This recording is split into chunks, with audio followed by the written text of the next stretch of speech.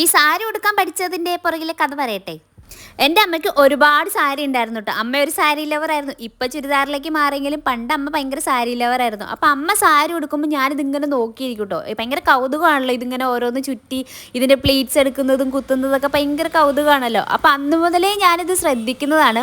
പിന്നെ നമ്മളിൽ ഒരുമാതിരി എല്ലാവരും തന്നെ ചെറുപ്പത്തിലേ സാരി ഉടുക്കാൻ ട്രൈ ചെയ്യുന്ന ആൾക്കാരാണല്ലോ.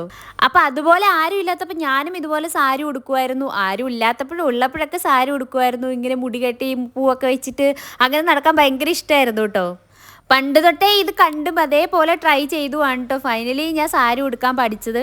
ഇത് നല്ലൊരു ചെറിയ പ്രായം മുതൽ എനിക്ക് സാരി ഉടുക്കാനറിയാം കേട്ടോ. പിന്നെ കുറച്ച് പ്രൊഫഷണൽ അല്ലെങ്കിൽ ഒരു പക്ക ആവുന്നത് നമ്മൾ കുറച്ചൊരു വലുതാവുമ്പോഴാണ്. അതും ഇതേപോലെ ഉടുത്താണ് കേട്ടോ ഞാൻ സാരി ഉടുക്കാൻ പഠിച്ചത്.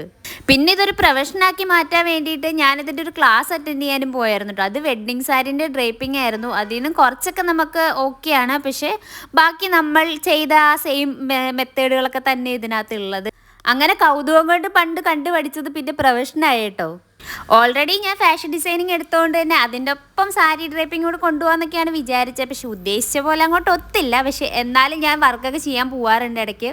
പിന്നെ ഈ അറിയില്ല പറ്റുന്നില്ല അതൊക്കെ പറയുന്നവരോട് ഒന്നേ പറയാനുള്ളൂ, നമ്മൾ എത്രയൊക്കെ പഠിച്ചു ഏതൊക്കെ കോഴ്സിന് പോയി അല്ലെ എന്തൊക്കെ വീഡിയോ കണ്ടു എന്ന് പറഞ്ഞിട്ട് കാര്യമില്ല. നമ്മൾ ഉടുത്ത് അത് പ്രാക്ടീസ് ചെയ്താൽ മാത്രമാണ് നമുക്ക് പെർഫെക്റ്റ് ആയിട്ടൊന്ന് സാരി ഉടുക്കാൻ പറ്റുള്ളൂ.